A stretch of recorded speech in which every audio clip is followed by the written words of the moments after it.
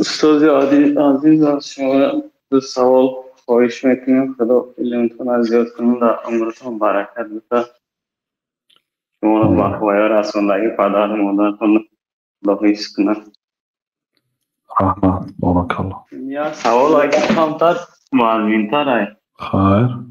همین دو زنک مثلا من زنگ میزنم حاجت مادی میپرسه، من با اونو گفت زنم و در حالت گناهکار میشم یا که نمیشم؟ حاجتی مادی پرسد یعنی همون از موضوع بیرون نبرآمده اگر گپ زنید هیچ گپ نه، گپی زیاد چی در کار میدی هم فردا یا نمیدی هم تمام. اگر از موضوع که بیرون برآمدید و به سوی گناه که رفت گناهکار میشه. بعد اون نیت جدی هم داره، بعد ایش هم همیش مدد وزمین تره. نیتی چی؟ مثال نیت جدی داره، مثال مرا بگی گفتم خیلی نیت داره ده مثلا. یعنی منو به زنی گیر میگود؟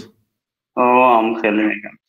خب به زنی گیر گود و اگر به یعنی شرایطی دین و اخلاقش به شما پسند باشد گیرید اگر امکانیت داشته باشید. شریعت دینش اخلاقش 100% مثال دانگی کلانتر های دختری مثال به آقای رسیدگی هست مثال شاخر. اگر امکانیت داشته باشید و حقش ادا کرده میتونسته باشید گیرید. انشالله.